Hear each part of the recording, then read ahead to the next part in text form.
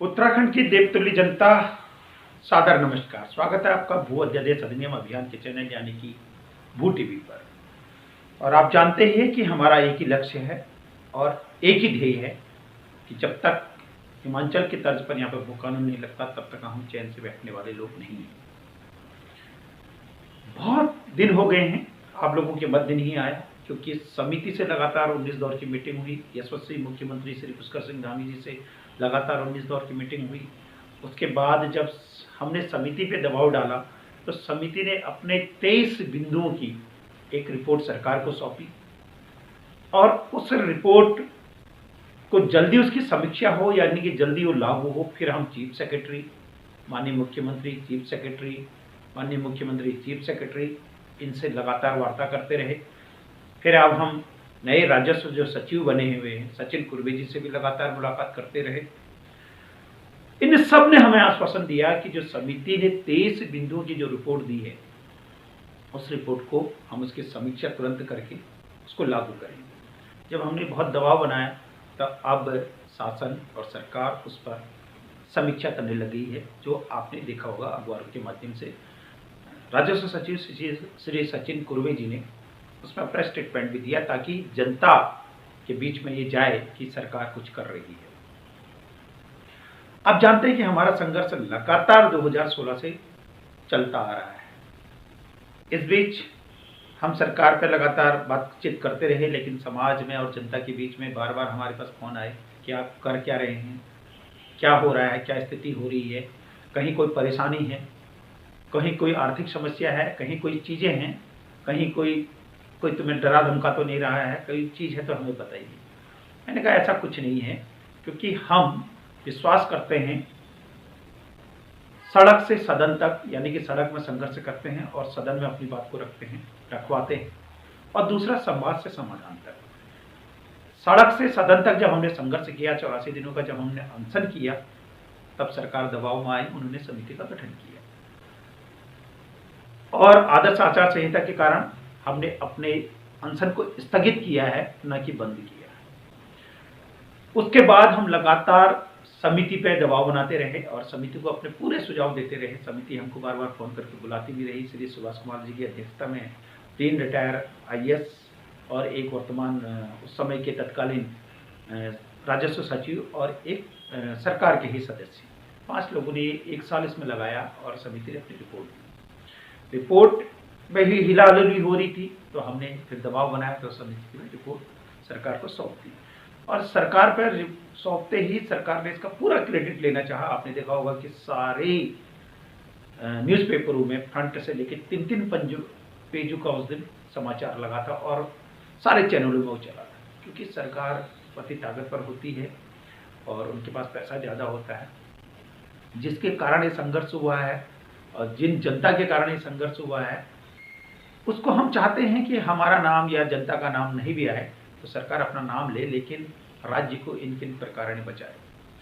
और एक विशेष बात मैं आपको बता दूं कि हमारा जो लड़ाई है वो बाहरी भूमाफियाओं से और बाहरी आयातित शक्तियों से है, आतताई शक्तियों से है। ये बात बिल्कुल क्लियर है कि उत्तराखंड के जितने भी यहाँ पर भूमि से संबंधित, जमीन से संबंधित या कोई भी व्यक्ति इसमें काम कर रहा होगा, उनसे हमारा कोई लेना देना नहीं, क्योंकि वो अपने उत्तराखंड में अच्छा काम करेंगे। अगर माना हमारे कुमाऊं और गढ़वाल में कहावत है कि अपना मारेगा तो छाँव में डालेगा वाली बात है, तो उसी प्रकार से हम जब लगातार समिति को लेके गए तो समिति ने 23 बिंदु की रिपोर्ट दी। ये सरकार का डॉक्यूमेंट्स है। इस 23 बिंदुओं की रिपोर्ट में जो हमारी मुख्य लड़ाई है वो जनता को मैं समझा देना चाहता हूँ। अब एक बात और बता देता हूँ मैं कि कई ऐसे जो पर्यटक संगठन हैं जो साल में एक बार इनकलाब जिंदाबाद करते हैं और कहते हैं कि ये मुद्दा भी मेरे बोरे में, ये मुद्दा भी मेरे बोरे में, ये मुद्दा भी मेरे झोले में, उनको बड़ी बेचैनी होने लगती है कि ये इतना बड़ा मुद्दा, इसको हम सही ढंग से नहीं उठा पाए, लेकिन भू अध्यादेश अधिनियम अभियान इस मुद्दे को बड़े अच्छे ढंग से उठा पाया। सरकार पर दबाव भी बनाया और समिति भी गठित कर दी और रिपोर्ट भी दे दी, अब इसकी समीक्षा भी करा रहा है। कुछ ऐसे लोग हैं, लाल हरे नीले पीले झंडे वाले लोग, जो समझते हैं कि मुद्दा उठाने की जिम्मेदारी हमारी है, या हम ही लोग पढ़े लिखे हैं, हम ही इंटेलेक्चुअल हैं और हमारी ये जिम्मेदारी है, हम मुद्दे को सही ढंग से उठा सकते हैं। उनके अंदर बड़ी पीड़ा, उनके पेट में बड़े मरोड़ होने लगी है। अब वो हमसे बार बार पूछते हैं ये सरकार कभी काम नहीं करेगी, कर ही नहीं सकती है, इसी सरकार ने ये किया वो किया, तुम ऐसे विश्वास कैसे कर रहे हो, तुम्हारे पे इतना विश्वास कहाँ से आ रहा है, क्या तुम इस सरकार के दोस्त हो, या इस सरकार ने आज तक तुम्हारा बोर्ड नहीं उठाया, इस जब माननीय प्रधानमंत्री जी यहाँ पर आए थे उस दिन तुमको नहीं उठाया जबकि सबको उठा दिया गया, क्या तुम सरकार के एक छुपे हुए रूप में काम कर रहे हो। तो मैंने उनसे साफ कहा कि मैं ना बीजेपी का हूँ, ना मैं कांग्रेस का हूँ, ना मैं यूकेडी का हूँ, ना मैं किसी लाल हरे पीले नीले झंडे वाले का हूँ। मैं अगर हूँ तो इस राज्य का एक सच्चा सपूत हूँ और उसको लेकर मैं, मेरा चिंतन मनन सुबह शाम रहता है। इसलिए हम बात करते हैं यहाँ के जल की, यहाँ के जंगल की, यहाँ की ज़मीन की, यहाँ के रोटी की, यहाँ की बेटी की, यहाँ की संस्कृति के साथ साथ यहाँ की पारिस्थितिकी की। जब समिति ने रिपोर्ट सौंपी तो हमने इनसे कहा और हम आपको साफ साफ बता देना चाहते हैं कि हम जो यहाँ पर आखिर घपला कहाँ पे है। घपला ये है कि एक व्यक्ति को अगर किसी उद्योग, हाँ एक बात और बता दें, सरकार के दिमाग में डर है। जब हमारे सचिव से बात हुई तो उन्होंने कहा कि जिन लोगों ने यहाँ पे इन्वेस्टमेंट कर रखा उनके अंदर हम डर पैदा नहीं करना चाहते हैं, जिन्होंने जो चीज़ ली है उनका हम रूप थोड़ा सा उनको मौका देना चाहते हैं। हमने कहा उनको मौका दीजिए आप, हम मना नहीं कर रहे कि अगर माने किसने स्कूल के लिए, हॉस्पिटल के लिए, कॉलेज के लिए लिया, अगर माना आज उसकी प्रकृति या उसका इच्छा थोड़ा बदल गई है तो उसको दीजिए, उसको इन्वेस्ट कराइए। लेकिन जिन लोगों ने स्कूल, कॉलेज, हॉस्पिटल और यूनिवर्सिटी इत्यादि के लिए ज़मीन ली और उन्होंने उसकी प्लॉटिंग करके बेच दी तो कितना बड़ा धोखा है। हमारी लड़ाई ये है कि आपने स्कूल के लिए ज़मीन ली और बाद में उसको प्लॉटिंग करके बेच दिया। प्लॉटिंग कहाँ कर रहे हैं? दिल्ली, बम्बई में। वहाँ कह रहे हैं आइए हम आपको स्वर्ग में ज़मीन देते हैं, स्वर्ग में आपको बसाते हैं। तो उससे बड़े नुकसान है, यहाँ के रोजगार के लिए नुकसान है, यहाँ के पीडीएस सिस्टम के लिए नुकसान है, यहाँ के खाद्य के लिए नुकसान है, यहाँ बहुत सारी चीज़ें हैं। भारतवर्ष के किसी भी नागरिक के विरोध में हम नहीं हैं। हम किसके विरोध में, हम आपको बता देते हैं। जो समिति ने यहाँ पे लिखी, हालांकि मैं इसको डालूंगा और इसको मैं पढ़ भी सकता हूँ, मैं इसको पढ़ के आपको बता रहा हूँ। समिति ने क्या कहा है? समिति ने कहा है चूंकि बड़े उद्योगों हेतु शासन स्तर से अनुमति दिए जाने का प्राविधान है, इस प्रकार सूक्ष्म, लघु एवं मध्यम श्रेणी के उद्योगों हेतु न्यूनतम भूमि व्यवस्था की अनुमति शासन स्तर से ही प्रदान की जाए। अभी तक ये था मैक्सिमम, जिसको 10 बीघा जमीन चाहिए थी वो 400 बीघा जमीन लेता था ना, उसमें वो 10 बीघा में ना कंपनी बनाता था, बकायदा 390 बीघा प्लॉटिंग करके बेचता था, केवल 10 बीघा की आड़ में। इसलिए हमने इस क्लॉज को भी समिति से रखवाया। हिमाचल प्रदेश में भी इस प्रकार की अनुमति व्यवस्था शासन स्तर पर निहित है।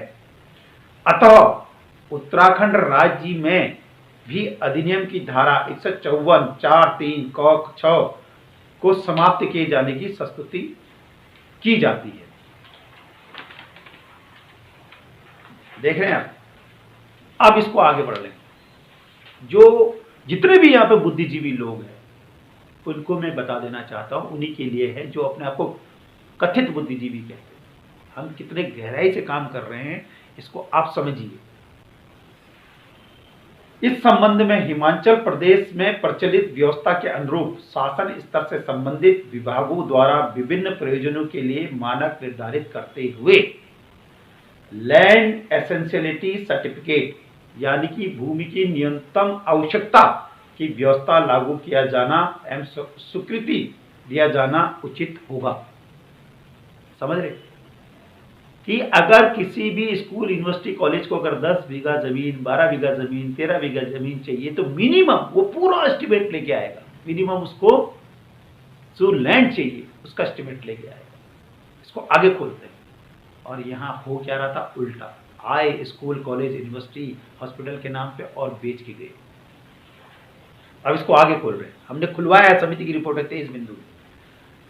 एसेंशियलिटी सर्टिफिकेट निर्धारण के संबंध में अन्य बातों के अलावा प्रमुख रूप से निम्न 3 बातों पर ध्यान देना उचित होगा।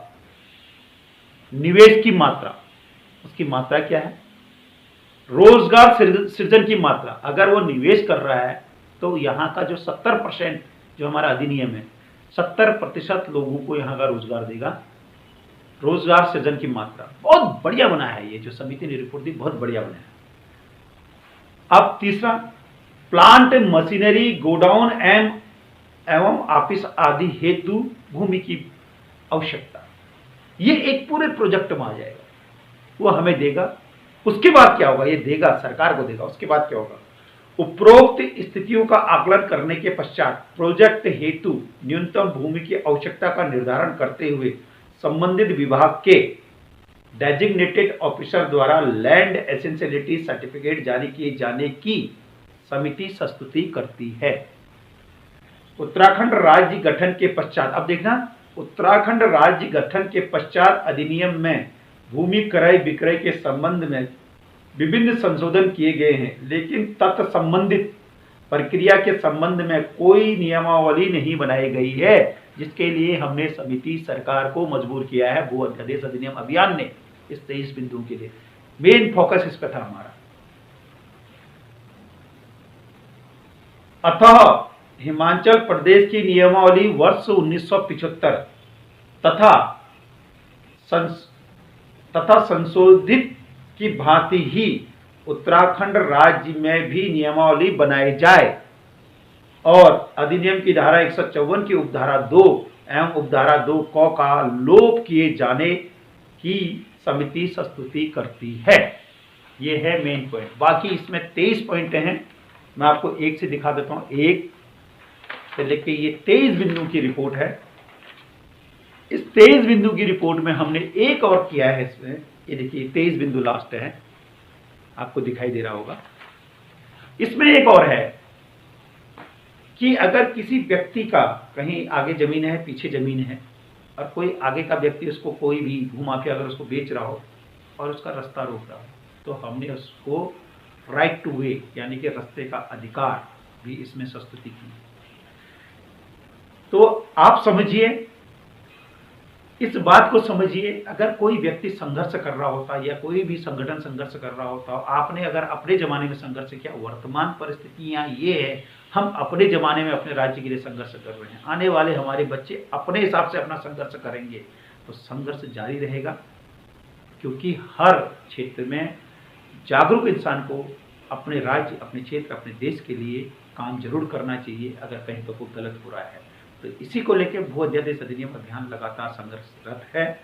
हम एक नई चीज और करने जा रहे हैं, जो हमने कहा है कि सरकारों के भरोसे मत रहिए, मेरा राज्य मेरे कंधों पर। अगर प्रत्येक व्यक्ति अपने राज्य की जिम्मेदारी अपने कंधों पर उठाने लग जाए तो सरकारें बाध्य हो जाएंगे, सरकारों के पांव हिलने लग जाएंगे कि यहाँ का नागरिक बड़ा जागरूक है। और दूसरा, भू कानून लगाओ, उत्तराखंड बचाओ। संभवतः अगर ये भू कानून नहीं लगेगा, हालांकि यशस्वी मुख्यमंत्री जी ने और सरकार ने हमें आश्वासन दिया है कि 1-1.5 महीना और दे दो, हम लगा देंगे। अगर फिर भी किसी को सरकार की मंशा पे या किसी भी की मंशा पे शक है तो हम भू कानून लगाओ उत्तराखंड बचाओ यात्रा फिर से शुरू करेंगे। जो हमने पहले 2500 किलोमीटर की यात्रा की थी, फिर हम उस यात्रा को फिर से शुरू करेंगे। यानी कि जब हम अपने आप को इस राज्य में प्रत्येक व्यक्ति को यह अधिकार दिलाने की कोशिश करेंगे कि वो इस राज्य में जो हमारी मूल भावनाएं थी, मूल अवधारणाएं थी, उसके अनुसार ये राज्य बने। क्योंकि हम एक बार जन्म लेते हैं, एक बार मरते हैं, तो हमारे कई सपने होते हैं और वो सपने ऐसे होते हैं जिनको हम कर सकते हैं, लेकिन हर कोई आदमी, किसी कोई अपने बच्चों के कारण, कोई किसके कारण, कोई किसके कारण, हर कोई फंसा हुआ है। लेकिन समय तो आपको निकालना ही पड़ेगा। अगर आप अपने सपनों के आधार पर राज्य नहीं बना सकते हैं तो मुझे लगता है कि आप फिर इस धरती में आए, इस धरती में चले गए। किसी बात का कोई डर नहीं है। संघर्ष करने से ही जीवन निखरता है, संघर्ष करने से ही जीवन सुंदर बनता है।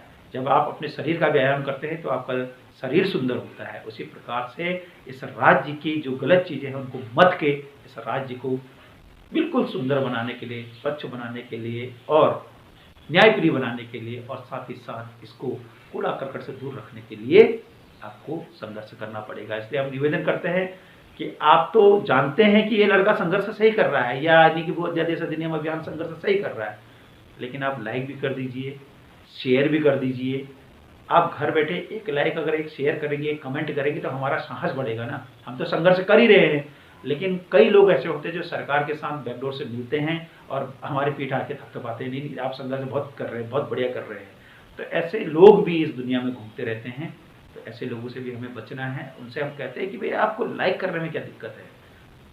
और मेरे को आज तक कोई ऐसा व्यक्ति नहीं मिला जिससे हमने कहा कि भाई हम भू कानून की लड़ाई लड़े हिमाचल की तर्ज पर, चाहे वो सरकारी नौकरी वाला हो, अर्ध सरकारी नौकरी वाला हो, नेता हो, मंत्री हो, पूर्व विधायक हो, वर्तमान विधायक हो, या किसी भी पार्टी का व्यक्ति। उन्होंने कहा बहुत बढ़िया, ये तो होना ही चाहिए, तो होना ही चाहिए, तो होना ही चाहिए। और एक और शब्द कहेगा कि यार थोड़ा देर होगी। मैंने कहा देर होगी तो तुम लोग जागे हुए थे, हमसे बड़े थे, अब हम जाग रहे तो क्या गलत हो गया? आज भी अगर लग जाएगा तो दिक्कत कहाँ आ रही? कह रहे नहीं बहुत बढ़िया संघर्ष कर रहे, बहुत बढ़िया है। किसी व्यक्ति ने नहीं कहा। इसलिए आपको अपने नौनिहालों को बचाना है, उनको जीवन को बचाना है।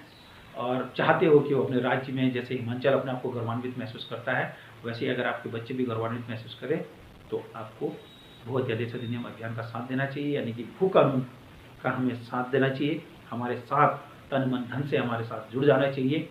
ये मेरा ही संघर्ष नहीं, ये भू अध्यादेश अधिनियम अभियान का ही संघर्ष नहीं, ये 1 करोड़ 35 लाख जनता का संघर्ष है। और हमसे 1-1.5 महीना और मांगा है सरकार ने, हम तब तक इंतजार करेंगे। नहीं तो 2023 में हम एक नई चीज़ और कर रहे हैं। हमने एक समिति और ट्रस्ट का भी गठन किया है, भू संशोधन विकास समिति एवं ट्रस्ट। उसके माध्यम से हम संपूर्ण उत्तराखंड में एक नई फसल नीति, नई उद्योग नीति, नया ये सब चीज़ करने के लिए तैयार है। जिन लोगों ने छोड़ दिए हैं गांव, वहाँ पे हम नए तरीके से खेती करने की स्कीम लेके आ रहे हैं और वो हमारी ट्रस्ट के माध्यम से होगा। बहुत बड़ा हम सरकार के भरोसे में नहीं, मेरा राज्य मेरे कंधों पे है। हम भू कानून भी यहाँ पर लगवाएंगे और राज्य के जो हमारे सपने हैं उसके आधार पर इसको चलाएंगे भी। क्योंकि हिमाचल ने अगर वहाँ पर अपना सेब इत्यादि कर सकता है, क्योंकि जो खेतें छूटे हुए हैं उनका हम सॉइल टेस्ट करवाएंगे, उसमें वो चीज़ वहाँ बोएंगे, चाहे अखरोट हो, आम हो, नाशपाती हो, संतरा हो, उसको मार्केट भी देंगे। वहाँ कुछ भी हो, धान हो, गेहूँ हो, मडवा हो, ज्वार हो, जो भी हो हम उसको करेंगे। और फिर हम साथ साथ में हम इजराइल में, जो इजराइल की नई उत्पादन नीति है, कृषि उत्पादन नीति, उससे भी हम लगातार बातचीत कर रहे हैं, ताकि जिस प्रकार से इजराइल ने अपने 2 कंसल्टेंसी यहाँ पे खोलना चाहती है, जम्मू कश्मीर में, एक जम्मू में एक कश्मीर में, ठीक उसी प्रकार से हम उनको यहाँ भी निमंत्रित करेंगे। और पहले तो हम निवेदन करेंगे कि सरकार उसको निमंत्रित करे, अगर नहीं करेंगे तो हमारा ट्रस्ट उसको आमंत्रित कर यहाँ पे हम 60% आपका फल उद्यान, फल फूल और खेती बाड़ी को बढ़ा देंगे। ये हमारा दावा है। इसलिए हमारा साथ दीजिए, भू अध्यादेश अधिनियम अभियान का साथ दीजिए। और जब तक आप भू कानून नहीं, तब तक आप चैन नहीं। बहुत बहुत धन्यवाद, नमस्कार। लाइक बटन और सब्सक्राइब जरूर कर दीजिए, लाइक भी करिए और कमेंट भी कीजिए। अगर हम गलत करें तो वो भी हमें समझाइए और हमें सब्सक्राइब भी कर दीजिए, इसको ज़्यादा से ज़्यादा शेयर भी कर दीजिए। बहुत बहुत धन्यवाद, नमस्कार।